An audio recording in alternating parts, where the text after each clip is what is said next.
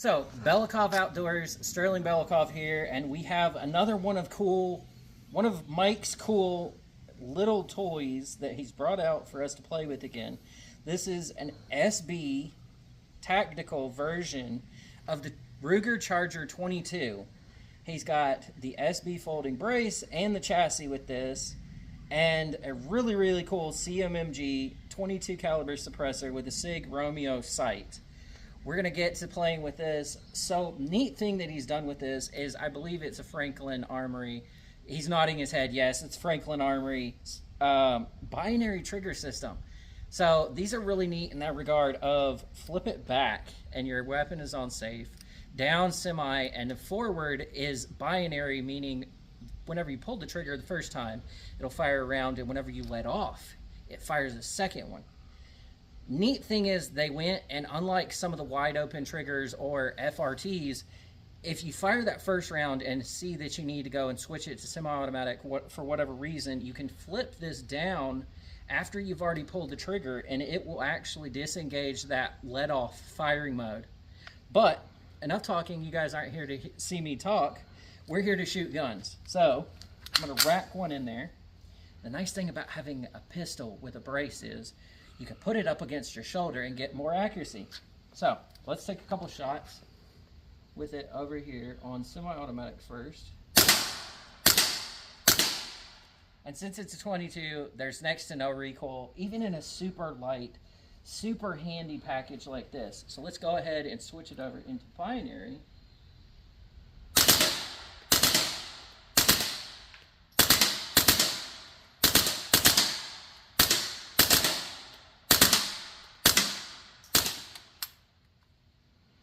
And there we are, empty and totally a lot of fun. And the neat thing with this, guys, is because of the fact that this is a 22 LR, it's unintrusive. A lot of states aren't going to have as many restrictions probably on something like this as they would something like maybe a 9mm or other guns like that would be like an AK or AR.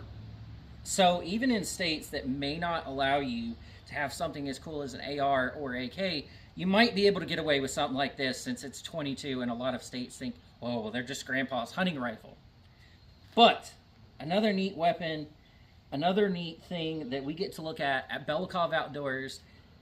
So make sure you hit the like. Guys, these videos are totally a lot of fun to make. All of this is brought to you by subscribers like you. Guys, I have my Patreon in my X platform. If you guys would like to see me go and make more content like this, please consider going and donating to me on Patreon. As Mike, aka Grand Thumb, says, talk is cheap, ammunition is expensive, and I love doing this for you guys and bringing you guys content. So if you guys could go ahead and help me fund videos like this in the future, that'd be great. Now on to some more firearms. So guys, we are back with the Charger 22, and we're going to see if I can't fire this thing a little bit faster and get it going a whole lot faster with more rounds coming out of this thing at a little bit more speed. So, that said, charge one in there, and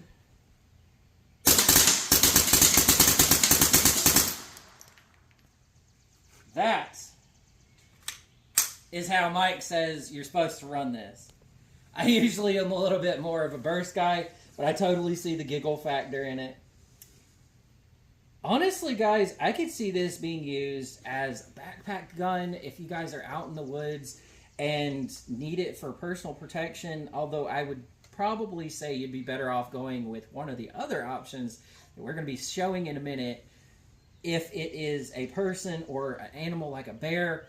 But overall, this is a really neat platform, especially set up this way, to go and have as a cool range toy and something to play with. So that said, hope you guys enjoyed this little look at the Ruger 22 Charger tactical version that Mike has put together. Really neat, guys. So guys, Sterling Belikov, Belikov Outdoors. We are out here still with Mike, and he has just finished this neat little build. So this is the 320, SIG 320, with the Flux Raider chassis. and he's got the Rugged Obsidian 9 up front as the can on this weapon. Just got finished building this out today, brought it over with the rest of the guns that we're shooting that you guys will see in some other videos, and he was like, dude, we gotta shoot it. So I was like, absolutely, let's do a video on it. So the Flux Raider is something that's different. It takes the concepts that you guys have seen from the Mauser C96, the old school World War I era guns that had pistols that married together stocks on the pistol, therefore enabling the shooter to have more range, or in theory having more range and stability. The Flux Raider is kind of the modern iteration of something like that, marrying together a pistol platform with a stocked or braced chassis. Flux kind of got in a little bit of trouble with the ATF because the ATF wanted to argue that it was a short-barreled rifle, so the ATF and the Flux ended up having a back and forth on it. Thankfully, Flux ended up winning out on that, and we have a cool platform to play with here today. So, let's go ahead and deploy this stock, get that fully extended, and take some shots with it and see what we think.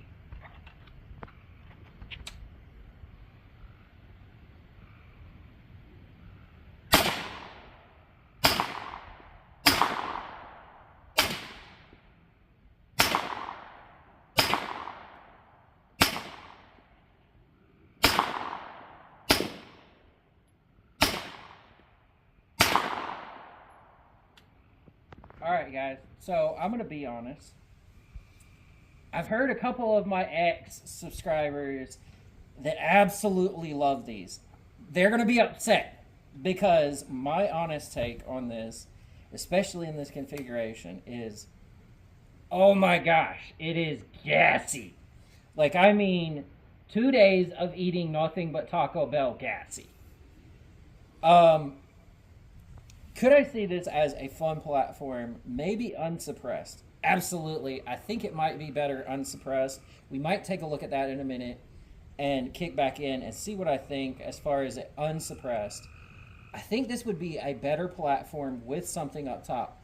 Mike has said that at some point he may bring this gun back. He's going to get another Sig Romeo or something else to go up here, or marry another red dot optic or something like a reflex up here to raise that up. As is, you're having to kind of get down real low and use the iron sights on the pistol itself, which is a little awkward with the stock configuration, and especially with that gas that you're getting from the suppressor, which it'll make your eyes burn.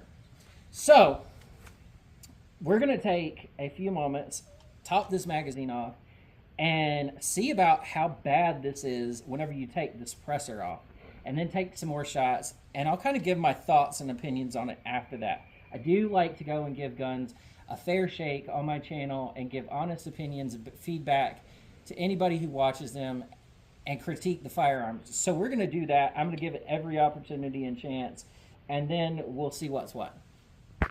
All right, Sterling Bell Cobb Outdoors, back again with the 320 Flux Raider. So we've taken the suppressor off, and we're going to try something. Mike has already ran it, and we're going to see if I tell a big difference with this. Mike has already been like, yeah, no, I'm going to try and find something else for the end on that threaded barrel, because it is definitely better unsuppressed. So I'm going to get my shots on it and give my opinions. So let's go chamber that, switch that on fire, and see if I can't get down here on it and see.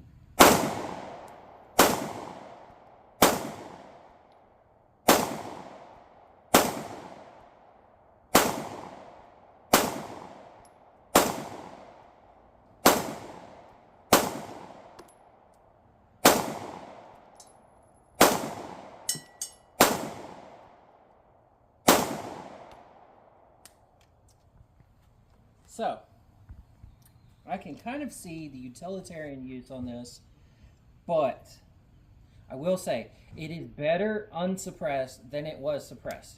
Far less gassy, more comfortable to shoot, but in my opinion, I still don't love the brace on here. I think it's kind of uncomfortable, especially whenever you try and tuck it in really good on your shoulder, get down on here. I think honestly it would probably be a little bit better if you weren't using the backup iron sights, and we may revisit this firearm after Mike goes and plays with it a little bit more. Whenever he comes back, hopefully we'll get a chance to look at this again and maybe give it a redemption video. So in this configuration though, it's just not a comfortable firearm in my opinion. I can see the utilitarian use in it, especially as something this small. I mean, you go up here, press this in, collapse this down, and this can very, very easily fit in something like a medium to small size backpack.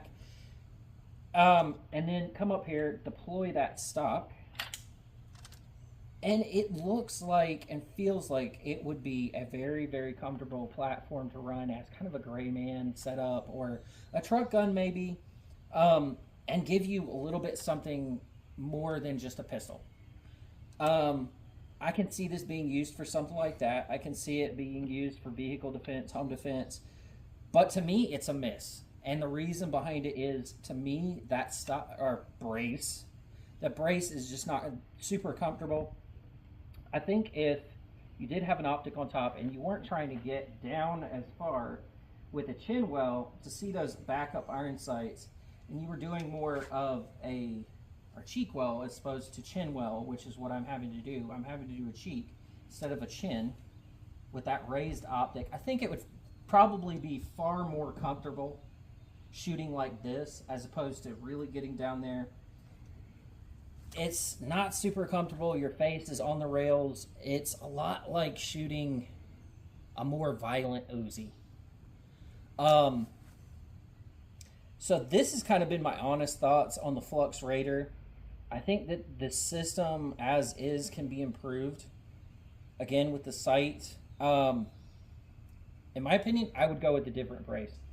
Just being completely blunt and honest, I'm sure that this brace is designed like this for a reason, so it folds away. In my opinion, I would have it with something that's a little bit more beefy back here and something that's a lot less rigid. Other than that, that's kind of my critiques.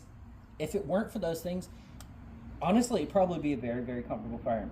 I would probably love and enjoy this a whole lot more. Like I said, we'll probably have a redemption video with Mike coming back out after he makes some modifications to it. And we'll see how it does then. But this has been a miniature review of the Flux Raider P320. Sterling Bell Call Outdoors. Y'all take care.